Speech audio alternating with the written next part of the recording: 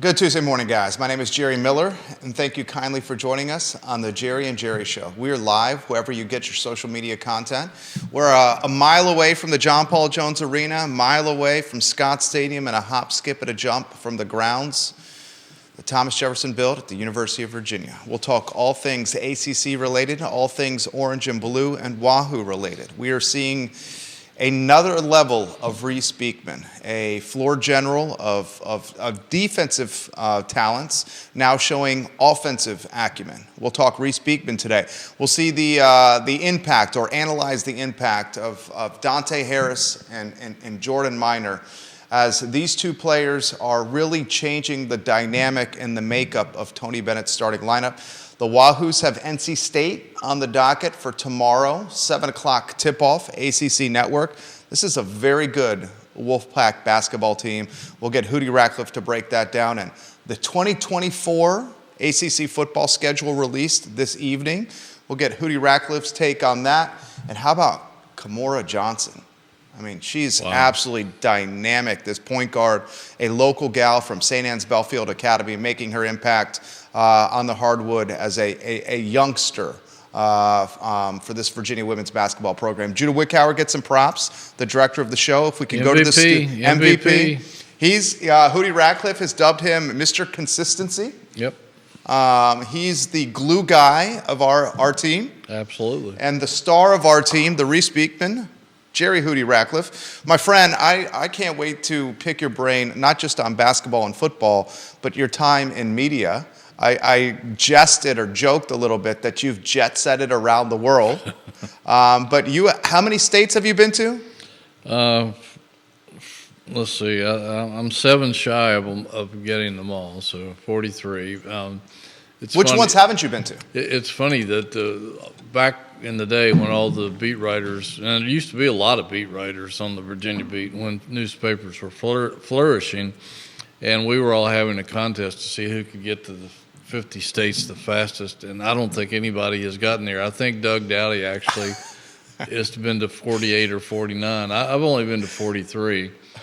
The ones I'm missing, oddly enough, there's a couple of them that I've had chances to go to and declined for business reasons, but New Hampshire, Maine, and Vermont I have not been to. Oklahoma, North Dakota, New Mexico, and Hawaii. Doug Dowdy, he mentions the notorious and certainly famous beat writer for Virginia with the Roanoke Times. Yeah. You know him quite well. Give us some insight into the publishers and the media companies that you've worked for. You rattled them off in our pre-production meeting. Bill Kirkland stands alone. I've never worked for anybody who was such a cool guy. I mean, he was a very intelligent man, but he was also a huge sports fan. He went to Davidson and was a big Davidson and a Duke fan. He retired to Durham. I think he lives in Florida now. But which paper did he own? He was the publisher here when I got here, and he plucked me out of nowhere, and I think I was one of 60 people that were trying to get this job. And he plucked you out of Southwest Virginia, out of Pulaski County? Out of Danville, actually. Out of Danville, okay. Yeah. And he was just a fun guy to work for, because even if Virginia wasn't in the NCAA tournament, if Duke or Carolina or somebody else that he thought the ACC readers and Virginia readers wanted to follow through the tournament, he would send me to cover them. So I had the opportunity to go to buku Final Fours with other schools other than Virginia. And, he would just do cool stuff. Back when there used to be a Chapel Hill newspaper, I remember one year he had a bet with I think this was during the Samson Jordan era. He had a bet with the publisher of the Chapel Hill paper, and the loser of the North Carolina-Virginia game had to run their masthead in the other school's colors the next day. So, yeah, he just did cool little stuff like that, and he was just a fun guy, and he understood the importance of sports in a newspaper. A lot of people don't realize this. The sports section in newspapers, the most read section by far. It's Yep. not even close. Second, depending on the surveys, obituaries. Mm-hmm. And when the weather page had merit, it was often in the top 5 as well. A lot of folks don't realize that A1 or the front page often did not fall in the top 3 of the most read page sections of a newspaper. The star of a newspaper was these guys, the columnists. The sports columnist in particular had his photo in the newspaper. Everyone routinely went to you first to read what was on your mind. Give us some perspective when you first took the job, coming from Danville to Charlottesville, what it was like to be on the UVA beat, first coming to Charlottesville, and what was Charlottesville like that you remember when you first got here? Well, it was cool because I thought that's when the ACC was in its heyday in terms of basketball and maybe football to some degree. I mean, Samson, it was early in the Samson era, and even though when I was at other newspapers, I covered other ACC schools like Wake Forest and Duke and North Carolina and NC State, and some Virginia Tech and some Virginia. So it was different coming here because I just felt like it had a different reader base than maybe some of the other newspapers I had worked for prior, and there was just a extremely heavy emphasis on sports. And I tried to, the first person I called was Bill Millsaps at the Richmond Times-Dispatch, who was kind of my guru, and just picked his brain. And he said, the first thing you want to do is make sure that you're the columnist, and even though you're the sports editor, but that would be a dinosaur these days. They don't do that anymore, but because that's what people are interested in. They want to know opinions and what's going on behind the scenes and stuff like that. And it was just fun. I wanted to be innovative and do some things here that had never been done before, and we tried to we introduced stat packages into the newspaper, which nobody in the state was doing that at the time. We put a huge emphasis on recruiting, which I think only Dowdy was the only other guy in the state doing that. He did a good job with that. He did. Yeah. And I was influenced by a guy named Steve Ellis at the Tallahassee paper, and this was a few years later when the internet came around, and he said you've got to really boost your National Signing Day coverage and all that stuff. He said here covering Florida State, there was so much interest in recruiting that it broke our internet, and so we even stepped it up more in that department. We did some cool things. We would run for home games, sometimes road games, but for home games we would run what they called a double truck. Oh, yeah. It's the middle of the newspaper where you fold it out and you got 2 pages facing each other, and we would run a double truck with some really big pictures, and sometimes it would be in full color, and we would begin with our coverage of the game with a column and a game story out front, and then inside we would run notebooks and plays of the game. We would run a quote box. We would run sidebars on people who had outstanding games or key parts of the game. We would run a breakout of George Welsh cartoon with a quote from the big quote from George from that game. We try to do a lot of things that nobody had ever done in this state before, and our readers responded in a very positive way. When did you start seeing, you were there when it started going from family and locally owned to out of market corporately owned? That's when I started working for Hootie Ratcliffe. My first job out of the University of Virginia was as a stringer for Hootie Ratcliffe, then a staff writer, then the preps editor. And I remember starting as stringer. That was right when Media General took over ownership of the Daily Progress.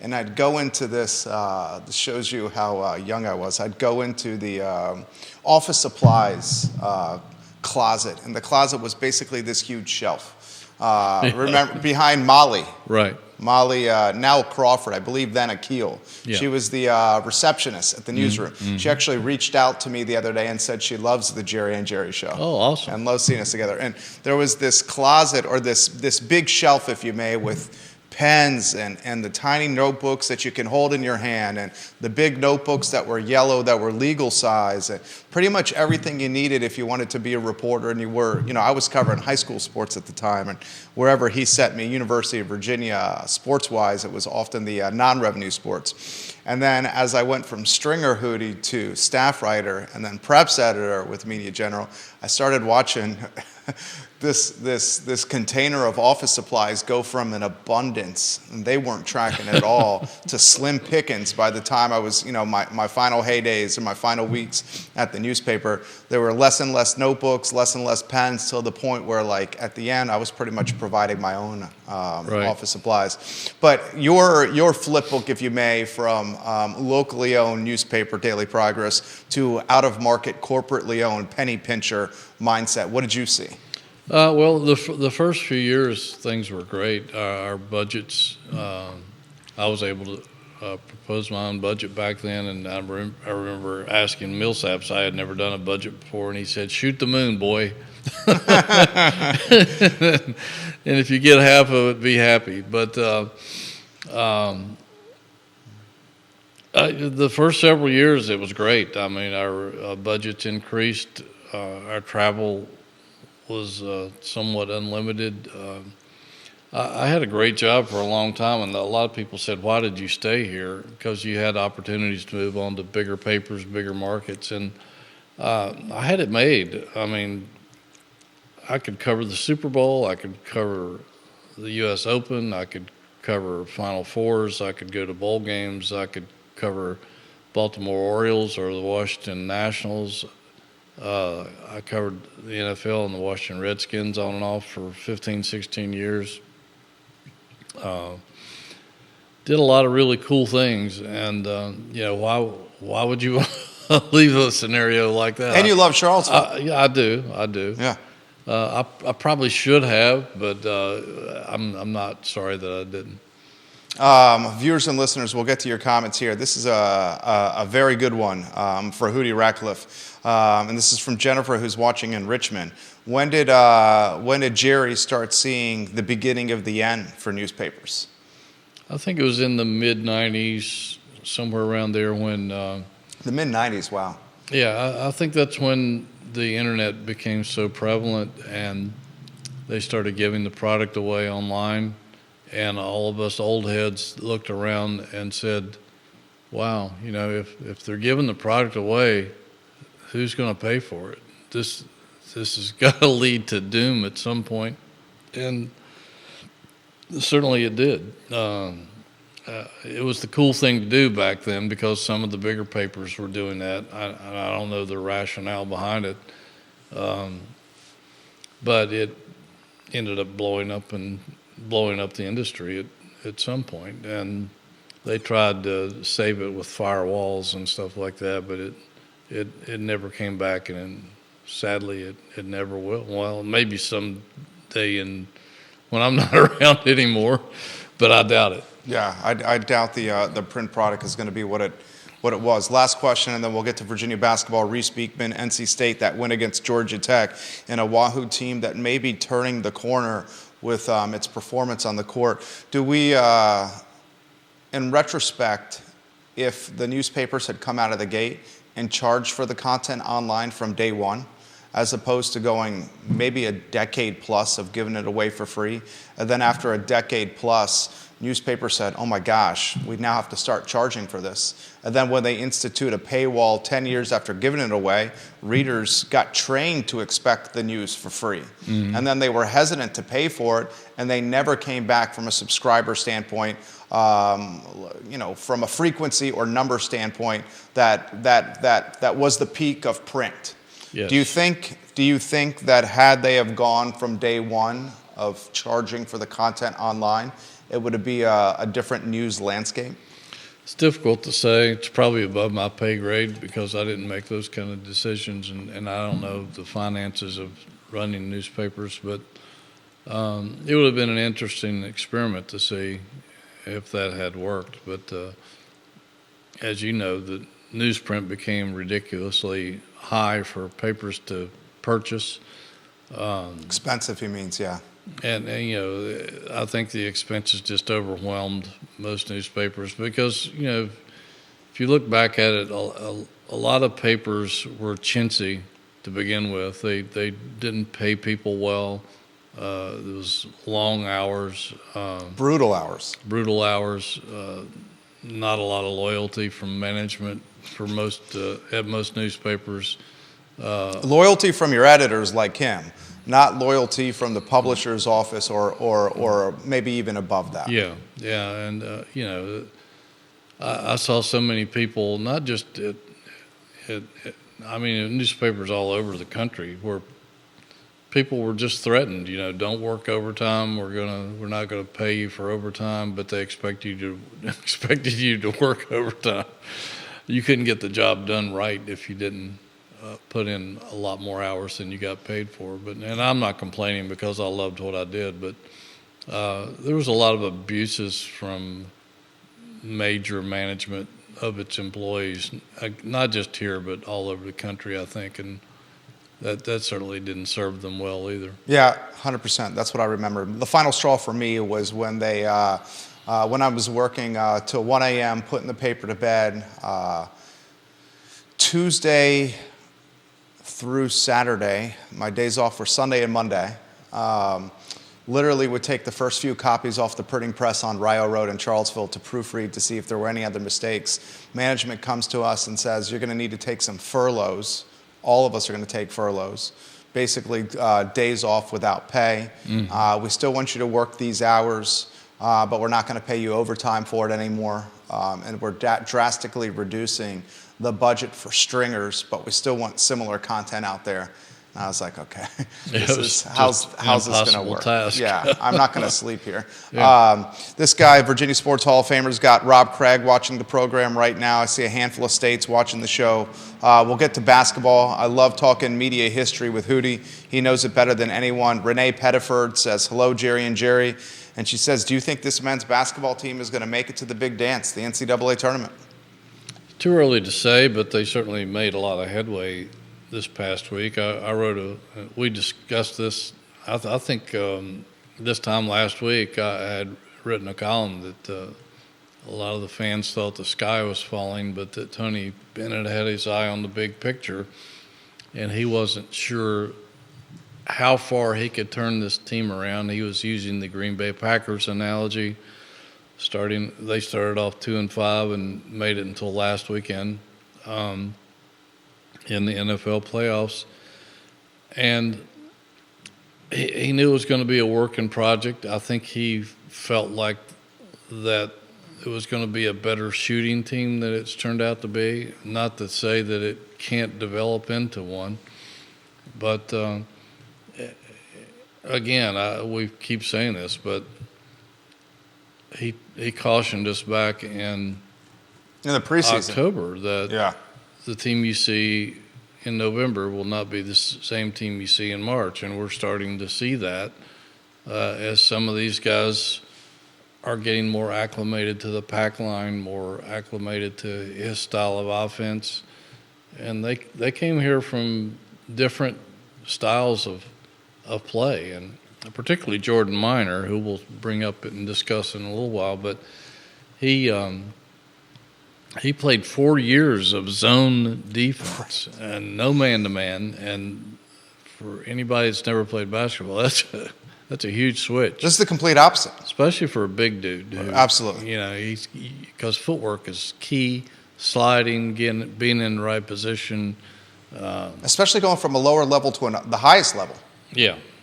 Yeah, exactly. You're facing more elite athletes, bigger, stronger, faster guys. So, you know, they did in the past week, they won the 2 games. They brought back Dante Harris. Jordan Miter is re-energized some of their style of play. They finally won a game on the road, and they jumped from 64, I think, to 47 in the net rankings, which is pretty good leap. Yeah. Who knows? I mean, if you look at their upcoming schedule, tomorrow night is certainly going to be a test against NC State. That would be a huge feather in their cap, even though State is higher than Virginia in the ACC rankings. NC State's actually below Virginia in the net rankings. Same overall record, 13-5 for both teams. Yeah. But as Hootie's pointed out, Wolfpack 5-2 in conference play. Virginia's 4-3. This is a big basketball game, folks. Yeah, and State is 70-something in the net rankings. But, you know, if they can get by State at home, and as we pointed out, Virginia has the longest active home winning streak in the nation, 20 straight games, undefeated at home this year. Then they go to Louisville, it's a chance for a win. Notre Dame comes here, a chance for a win. Go to Clemson, don't know. Miami comes here. Miami's stumbling a little bit. Then they go to Florida State. And then Pitt comes in before Wake comes in. And that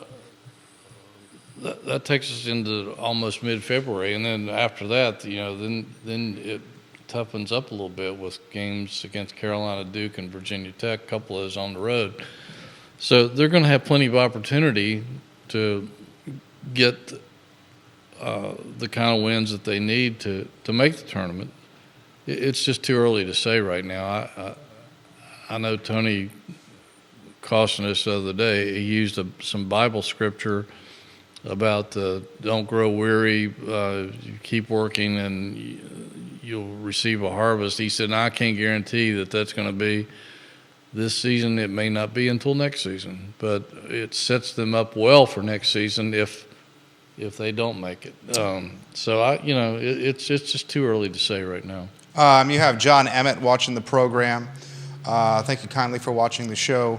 You got a TV station down the road watching us right now. Viewers and listeners, let us know your thoughts. I'm going to relay the questions that are on the stream to Hootie Ratcliffe. He mentions he thought this team, Tony Bennett, would be potentially a better shooting team. I think we all did.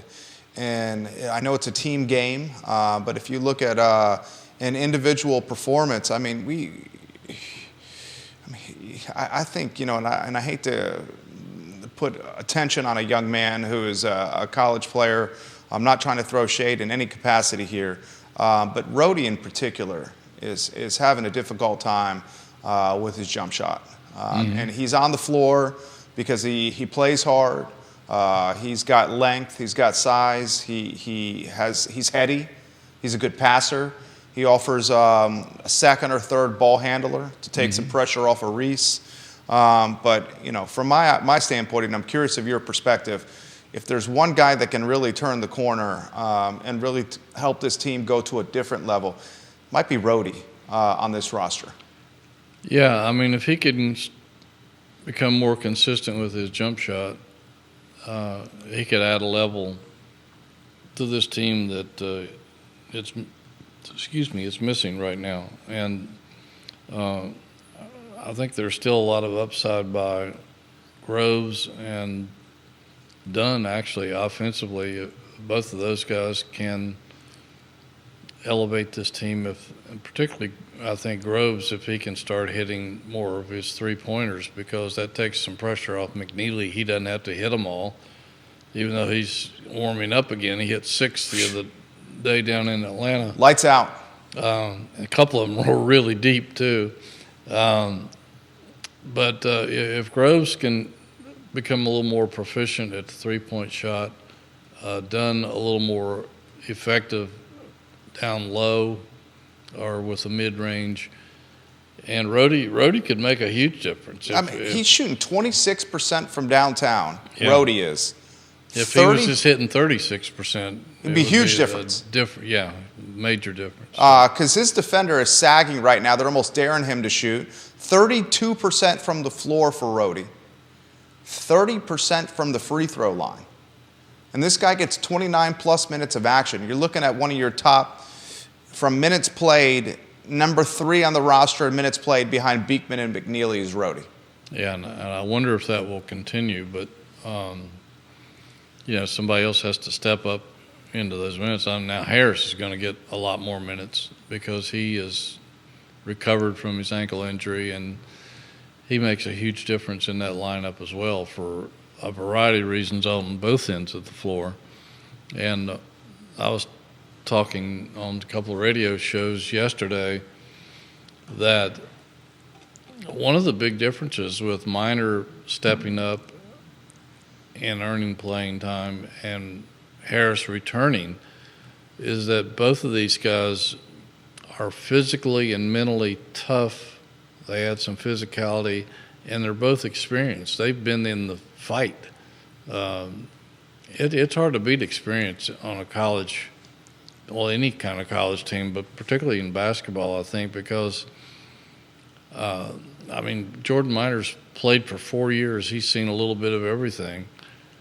And Harris, was the MVP of the Big East tournament as a freshman, and that's a physical basketball league. So he's not the imposing guy like Minor is, but he's aggressive, and he gets in your face, and he doesn't back down from anything.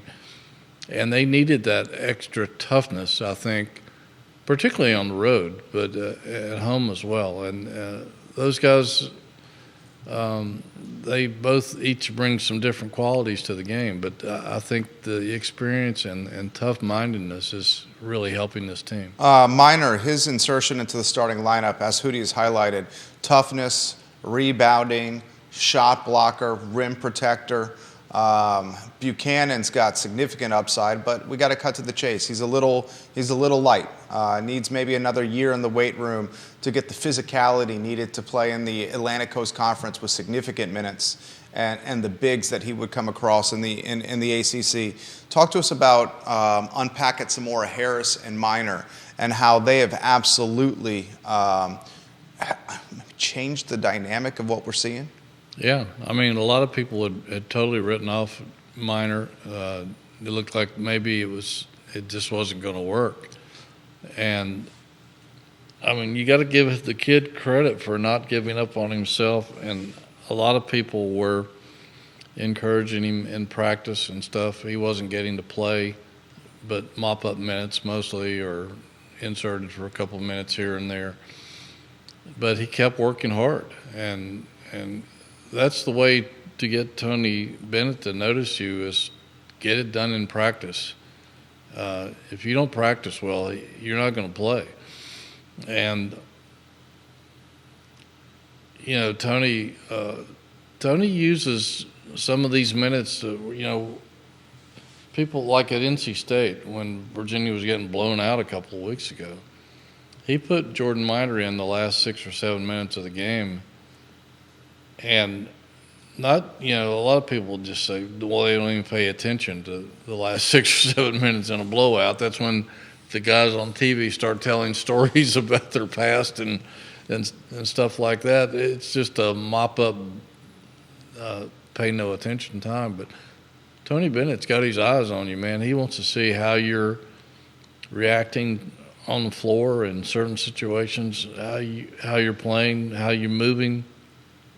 And he saw something in Jordan Minor that day that made him give him a start for the next game, and he started ever since. And he's made a difference in this basketball team. Yeah, huge difference. All the things that you mentioned a moment ago, and plus he doesn't get pushed off the block. He, the thing with Buchanan, and I think Buchanan will become good at this, like you said, but guys are getting down low and they're moving him. He's lighting the britches right now. Yeah. they're moving him, and they're getting into their spot where they can feel comfortable shooting and or taking him off of his spot. They can't do that to Minor. James Watson, welcome to the program. Vanessa Parkhill in Earlysville, thank you for watching the show. One of the things I've noticed with Jordan Minor is not only is he offering interior presence, rebounding, scoring around the rim, finishing fairly well at the free throw line when he gets to the stripe. One thing that we should all watch closely, he does a hell of a job of setting screens. Yes, he does. And when he sets a screen, it's a screen that creates an opportunity for the ball handler.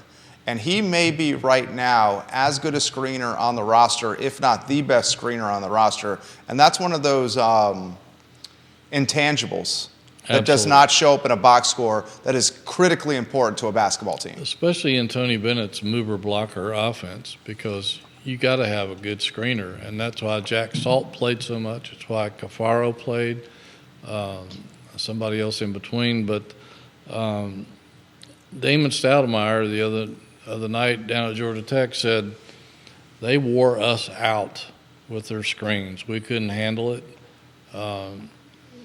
And it made a major difference in the game. And that allowed some of the guards to get some of their shots and drive, straight line drive to the basket, set up other people.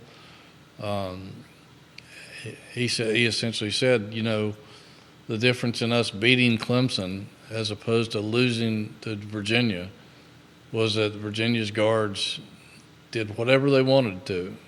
They had their way with us, and a lot of that was because Jordan Minor was setting screens, and it allowed McNeely to get open, allowed Groves to get open for a couple of shots, allowed Beekman to get open for a couple, three or two. But yeah, you can't put enough emphasis on how good that offense runs when you've got a good screener. Absolutely. Rob Craig watching the program. Rob, I caught you on television. It was nice to see you on press row. That beard is looking fantastic, Rob Craig. He says, actually not press row, he's at the scorer's table. He says, Minor is playing with confidence for the first time since he came to Charlottesville, and wow, does it show. Chad Wood watching the program. This guy bleeds orange and blue. He says, just took Minor a little time defensively as he got comfortable playing zone. Minor makes a huge difference for this ball club. Minor makes a significant difference for this ball club. Chad Wood, well said. Logan Wells-Kalelo watching the program. Let's go to Buckhead, Georgia. Thomas watching in Buckhead. He says, Jerry, ask Hootie this question. What's the best starting lineup for this team? Seems to me if you had Beekman and Harris in the backcourt with McNeely, Dunn, and Minor in the front court, you'd have a pretty darn good starting five. I totally agree, and I think we'll see more of that as we go along. Those are the five best players. Those are the five best players, the five most effective players. Yeah. You can bring Groves in for some energy off the bench. You can bring Buchanan in to spell Minor, give him a blow. Bond comes in as an athletic, quick, explosive wing. Yep, and Tane Murray could get a couple of minutes here and there, but yeah, I totally agree with him that that's the best starting lineup, and I imagine that's who we're going to see from here on out. This is a great question from Jennifer, who's watching in the beach area for you, Hootie. She says, do you think they regret lifting Gertrude's red shirt now? He seems to be the odd man out. That's debatable, I guess. At the time, I don't think they had any choice at the time because with Harris out, that left them without guard depth. Yeah, exactly. And Rhodey was getting tons of minutes, but it would be nice to hang on to a guy's red shirt like that if you can. But and again, he was playing so well in practice that they felt like they couldn't keep him on the bench, and that's what you want from your guys is I'm going to play so well, I'm going to practice so hard that they have to play me. There's only so many minutes to go around, so it might have been nice. And then again, you gotta think about this too. I mean, knock on wood, you hope that they don't have any more injuries. But if somebody goes down for a game or two or whatever, or gets in foul trouble, you still got to have some playable depth and somebody you can rely on. And so it's debatable, probably either way. I don't know if they're going to regret it or not, but he was all for it. He was excited about it. And, the season's still fairly young. He can still play his way into more minutes if he can become more trustworthy with the ball. And Gertrude, guys, is going to be a better player as He's going to be tremendous. Yeah, that's what I'm saying. He's going to be tremendous. I mean, you're looking at, and you may not see it right now, but you may be looking at the most explosive, best all-around player on the roster right now. But he's the first year. And right now, unfortunately, he's lacking a little bit of confidence. Lacking some confidence with ball handling, certainly lacking confidence with his shooting ability. Mm-hmm. And confidence goes really far when you're 18, 19 years old. And especially with a guy that is fresh to college basketball. John Allison giving you props. Nancy Farrell Johnson giving Hootie Ratcliffe props. If you have questions, put them in the feed. I'll relay them live on air. Questions are coming in fast and furious. I see the zest or the excitement for Virginia basketball back. And it's funny, and this is a cliche, winning cures everything. Absolutely. And it certainly cures everything for fickle fan bases. This time last week, folks were calling for Coach Bennett's head. And right now, he's taking a few loaves and a couple of fishes and feeding the hundreds and walking on water again. Well, I'll give, even though they're not a sponsor. You got some Dr. Pepper. I'll give. It's the Dr. Pepper commercial syndrome that I keep referring to. It's the one where the guys are burning their jerseys and throwing their food in the floor and giving up and going crazy, and the sheriff steps in and say, "Guys, it's only the first game of the season." So fans tend to reach for the panic button a lot earlier than coaches do, who see how hard these guys work in practice. And you look at it last week at this time, Jerry, and what's changed with this team in only a week. They're right now tied for 6th place in the ACC. They're a half game behind Duke for 5th place. They're one full game behind being tied for 2nd place. I know. With one full game. With 2nd place coming into Charlottesville tomorrow. Exactly. So don't reach for the panic button so early.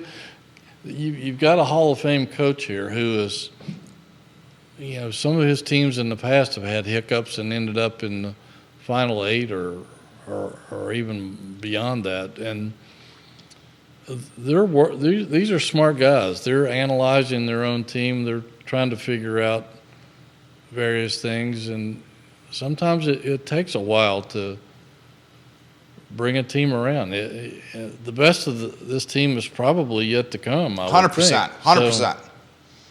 So, don't lose your faith so early. I would say the only players potentially on the roster right now that are touching or at their peak performance are McNeely and Beekman.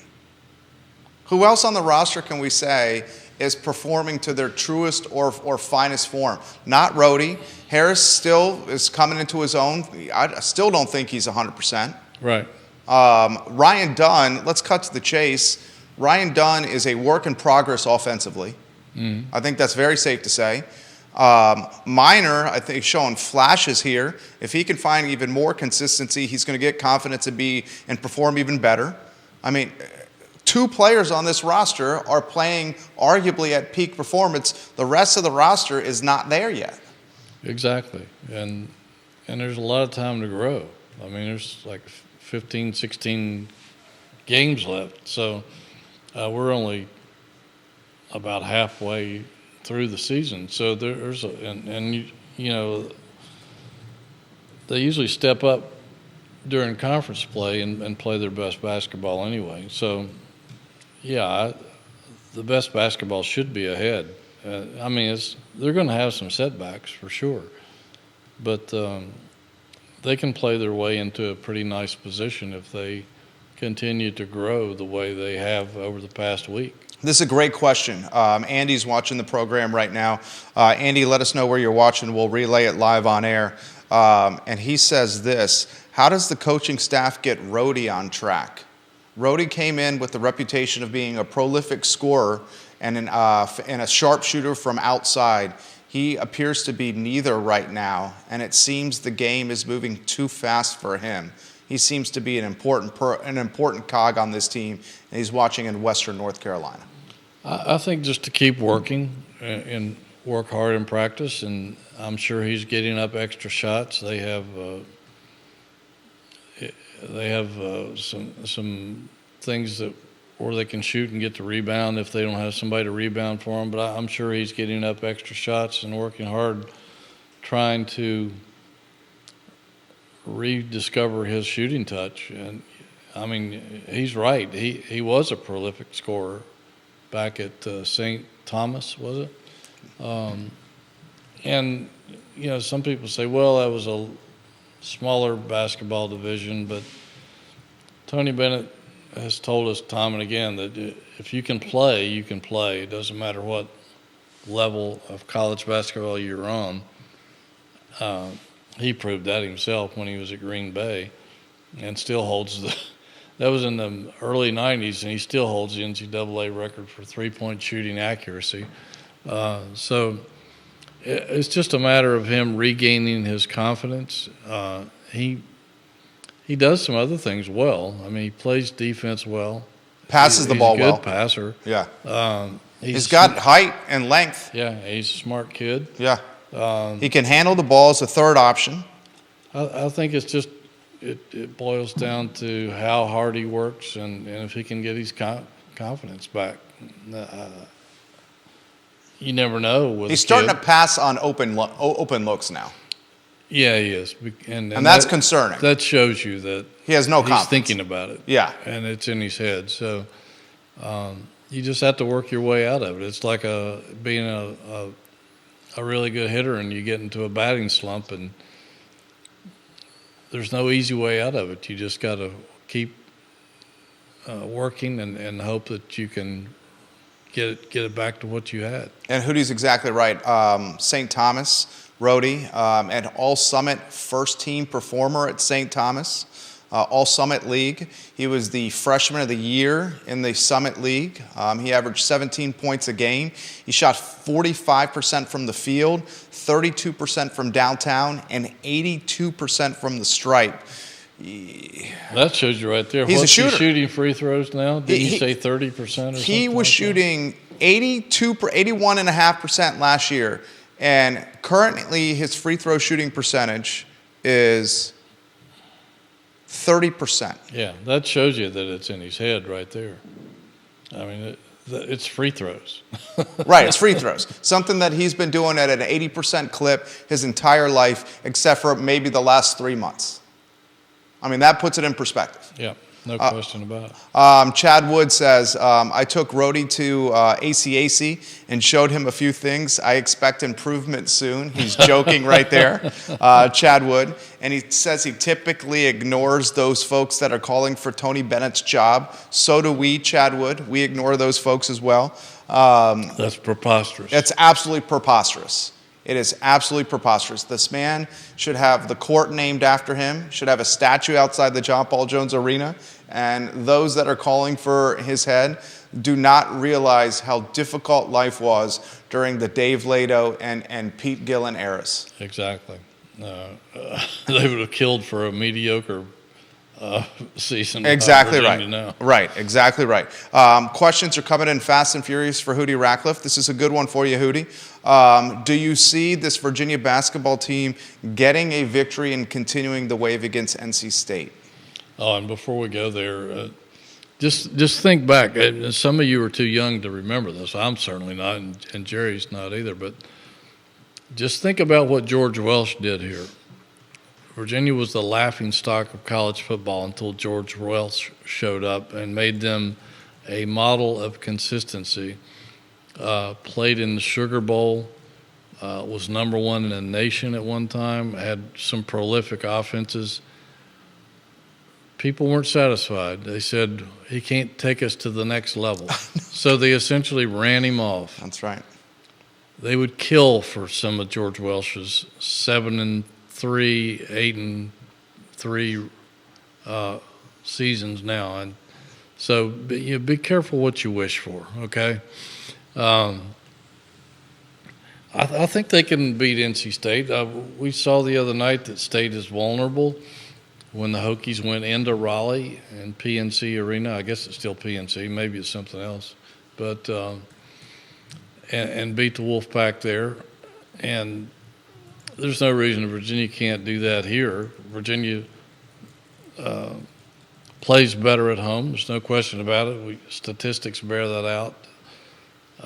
Which we pointed out last week in a column before they went to Georgia Tech, but they're almost a different animal here in the friendly confines. And believe it or not, they really feed off the crowd's energy here. I don't know how many players have told me that, and it gets them going. So a good crowd certainly helps, and they have the personnel to beat NC State. There's no question about it. They didn't play well down there. State was kind of ready for an ambush. I think they knew that Virginia was struggling on the road, maybe lacked a little confidence. And the Parker kid from Richmond had an outstanding game. I think dominant. He kind of snuck up on them a little bit. I think they'll be ready for him. They seem to have an answer for DJ Burns down in the paint, especially now with Minor evolving. And, if McNeely and Groves, even Beekman, can hit some three-pointers early, I think that's going to help. They need to avoid getting off to a slow start and making it hard on themselves by digging themselves into a hole, because sometimes it's not easy coming back if you fall behind early. And they were able to do it at Georgia Tech. They were behind 24-14 and then went on a 19-5 run. And that's one thing they got to do. There's a basketball statistical analyst who sent me a message the other day, and he said this is really killing Virginia, is that they have given up more 10-0 runs than almost any team in America. And and I look back and he's right. And I think the only 10-0 run in their favor came at Georgia Tech the other day. So they've got to be really leery of doing that and giving up 10-0 or more runs.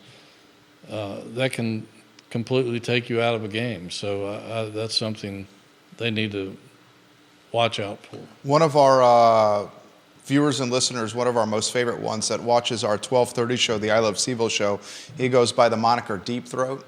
And he's routinely sending us fantastic content to talk about on air. And he sent us a screenshot about why Lee Enterprises sucks right now. They have an open position for the Virginia sports director. Lee Enterprises does. This is basically the sports editor here. What do you think the yearly pay is for this position that they're offering? I want to guess 32. $20K to $24,000 range. Ooh. I mean, you can't live on that. You're not living on that. You're going to be having multiple other jobs if you take this job. So he highlights that. John Allison, for you, Hootie, how do the coaches help Ryan Dunn go from good to great offensively? I don't know if the coaches can do it. I think Ryan has to do it himself. And he's a very driven kid. He's really got a good head on his shoulders, and he takes a lot of counsel from his dad and from his older brother, who was a pitcher for the Cincinnati Reds. I think he might be a free agent. I don't know if he is re-signed with the Reds or not, but it's somebody who he's listened to for a long time. I think his brother pitched at Boston College, I believe. But he's a real heady guy, and he knows exactly what he has to do. It's just a matter of getting in the gym and working harder. And sometimes he seems reluctant, but I think he has to become more aggressive with the basketball offensively. He does everything else on the court superbly. In fact, if you look at some of the statistics, he's doing some things that no other player in college basketball has done for 2 or 3 seasons or longer. So blocks, rebounds, deflections, steals, finishes at the rim. Is a fantastic defender on the wing. Has got the length to defend in the post, although at times he can get pushed around because he doesn't have the weight yet to defend inside. I mean, his upside's significant, and he's performing in levels that don't show up in the box score for sure. But we do see the jump shooting deficiencies. Yeah, and that's something that he knows that he's going to have to shore up, because if at the next level, he's got to make those. He's got to make those shots. Because DeAndre Hunter does, and that's the comparison to DeAndre. Yeah, he's pigeonholed into that kind of position, offensive position on the floor. So those guys live and die with the jumper, and he's capable. It's just a matter of time before he molds himself into that kind of shooter. He's basically saying he doesn't have the physicality to play 4, so he's probably going to be a wing 3 at the next level. Most likely. And that wing 3 often is hitting, open on that corner 3. Yeah. And he's got to bury that. And DeAndre Hunter does that. You see the photo with DeAndre talking to Coach Bennett? Yeah, he came to warm-ups down at He is Georgia massive. Tech. He's a big dude. He's put on, and he was already, this is a phrase you like to use, he already had you call it a body of Adonis, an Adonis body, while he was in Charlottesville at UVA. He's put on even more muscle. Yeah. Yeah, I mean, it's just part of becoming a grown man. Right, grown man. And those NBA trainers, just like Mike Curtis at Virginia, they know how to build these guys. And he has to be durable, because he takes some physical pounding in there. And, these guys the college guys play like 30 games, and, that's not even half an NBA season. So these guys, they've got to be physically strong to handle that kind of a workload, and not to mention just the travel that goes along with it can wear people down. So they've got to be in peak physical condition and ready to go night in and night out, and it's a real grind, I'm telling you. John Roche watching in Reston, Virginia. He's giving you some props right now. Viewers and listeners, let us know your thoughts. Ace, thank you for the retweet. We appreciate you on Twitter. This is a basketball team that's got a critical contest tomorrow night against NC State right here in the John Paul Jones Arena, 7 o'clock tip. ACC Network's got the broadcast. Keys to victory for this Virginia Hoops team, Hootie. I think they just have to keep doing what they've been doing. I think they need to be aggressive offensively from the get-go, not let themselves fall behind and let NC State dictate the pace. I thought the pace down in Raleigh was something that was in favor of the Wolfpack. They can't have defensive breakdowns like they had down there, because State got just way too many easy baskets. State couldn't miss. Exactly. And I don't think that's going to happen here. I think the defense will step up. And again, having Dante Harris in there, that gives you 2 in-your-face on-ball defenders that are not going to let their guards have their way and set up their teammates and be able to drive to the basket. They couldn't do that down in Raleigh because Harris wasn't around, and Rhodey is as good as defense as he can play. He's a little slower than some of the guards that he's going up against. So I think establishing pace of the game early, It would be nice for Virginia if McNeely can hit a couple of early threes and get that going. Spread the floor, make State work on defense. And again, and Virginia doesn't turn the ball over very much, so I don't think that's going to happen. But just to play better pack line defense and make State earn anything it gets instead of getting so many easy baskets like they did the last time. You got a prediction? You got Virginia winning this game? I think Virginia's going to come back and win this game. Me I too. think they need to make a statement. And, again, they play so well at home. The crowd, I think, will be energized. And, again, I don't know. Every player that's played here in years talks about how much they feed off the crowd. So I think that'll help them in some tight spots. They just got to make sure they don't fall behind early and have to play catch up. Viewers and listeners, 7 o'clock tip tomorrow night, John Paul Jones Arena, a key matchup for the Who's building their tournament resume. We'll talk Kymora Johnson, ACC Rookie of the Week, the 2024 ACC football schedule released tonight as well. We'll chatter that. Your clear-cut best team, I mean, I think the answer is crystal clear. I don't want to speak for you. I mean, UNC is 8-0 and 16-3 overall. Carolina's head and shoulders above everybody else They're right loaded. now. They're loaded. They've had some good recruiting years. And, I mean, they don't seem to have a weakness that I've seen. I haven't watched them a whole lot, but they're really hard to beat. And nobody in this conference has beaten them. So, again, we're just now getting into the meat of the ACC schedule, so I don't think they're going to run the table, but they're going to be awfully hard to beat. Right now it's them, and then there's a huge pack in the middle, maybe a much bigger middle than we're accustomed to. There's usually 3 or 4 teams separate themselves by now. We don't have that separation at the moment, and there's definitely a lower tier way down at the bottom with Louisville and a couple of those teams. But I think Wake Forest is a pretty darn good basketball team. They did show some vulnerability losing against NC State. And the Wolfpack is very strong. And Duke is I think the typical Duke team, that they have so many young guys that they get better, and they're geared toward peaking at the right time. 100%. Duke's 12 in the country in both polls. North Carolina 3 in the country in both polls. We haven't seen the best Duke basketball team yet. I completely agree. Yeah. Clemson, we're still wondering if they're the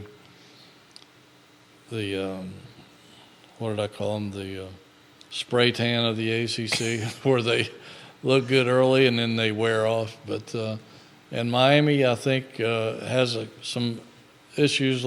They're not a great rebounding team. They have some defensive problems. Florida State, I haven't seen Florida State very much, but they're kind of sneaky good. They're kind of working their way back toward the top of the league. So I haven't seen much of them. I'm interested to catch one of their games soon.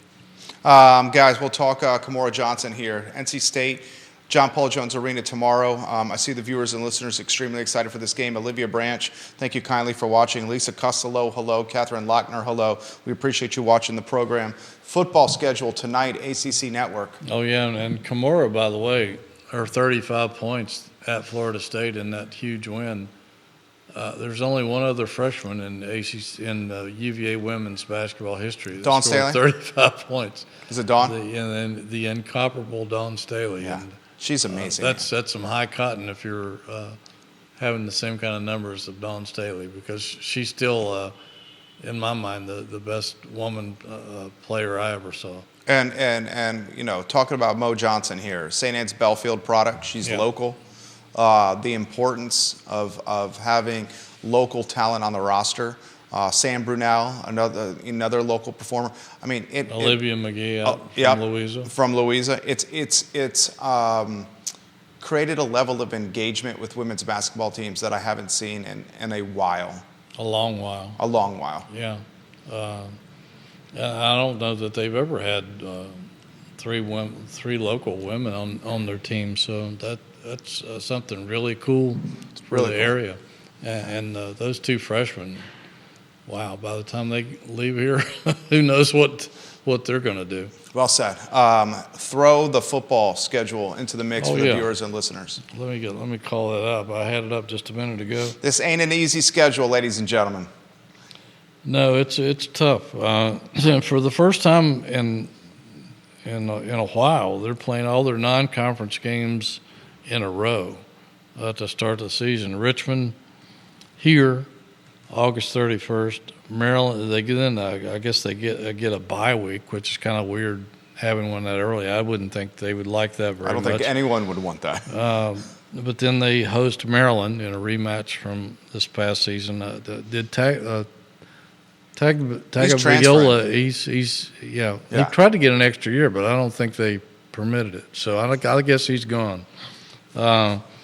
Then they're at Coastal Carolina down in Conway, Myrtle Beach. That'll be interesting. First road game of the season. Then they go to Notre Dame. Certainly that's not going to be an easy game. Boston College here, Louisville here, North Carolina here, SMU here, four home games in a row. Louisville could be fighting for the ACC title again next year. They had 24 players come in the transfer portal, Jerry, and that's huge. I think they've all enrolled for spring practice. They were already fantastic. Yeah, they were already good. Yeah. And North Carolina, I think, has like 15 or 20 guys enrolling early for their spring practice. So Carolina should be good again. They've essentially parted ways with Gene Chizik. They're trying to strengthen their defense, so they could be better. I don't know who their quarterback's going to be. SMU, unknown quality to some degree, having become a new member of the ACC. The Ponies are pretty decent, though. They were one of the teams fighting for a New Year's Six-Day Bowl spot. Then they go to Clemson, for goodness sake. I mean, you got to go to Notre Dame. You got to go to Clemson. Then they go to Pitt. Then they go to Virginia Tech. And this is that the last game of the season is Wake Forest. I don't know if that's going to stay that way or not. That would be somewhat untraditional if they're not playing the Hokies in the last game of the season. So maybe that will shuffle. But that's a pretty demanding schedule with road games at Notre Dame, at Clemson, at Virginia Tech. There's not a lot of gimmies on that schedule. So Tony Elliott and his staff are certainly going to be challenged. It's a make or break year. Things around in the make or break year. Yeah, it's a make or break year for Coach Elliott. We wish Coach Elliott and his staff nothing but the best, but this is a make or break year for this football team and its coaching staff. Roger Voisinay, the legend, giving you some props here. Roger Voisinay would love some hockey coverage. That's one sport that I don't know. I enjoy watching hockey, but I can't say that I'm an expert. I'm the same way. He highlights the fact that the club team is performing at a high level. Maybe he'll have to give me some personal lessons on the intricacies of hockey. The one-time coach of the UVA hockey team. Roger Absolutely, Voisinay. Yeah, and they were good. They were very good. Mr. Woolen Mills himself, Roger Voisinay. We got nothing but love for you, Roger. Jerry Ratcliffe is the publisher and namesake of JerryRatcliffe.com. I sincerely mean this.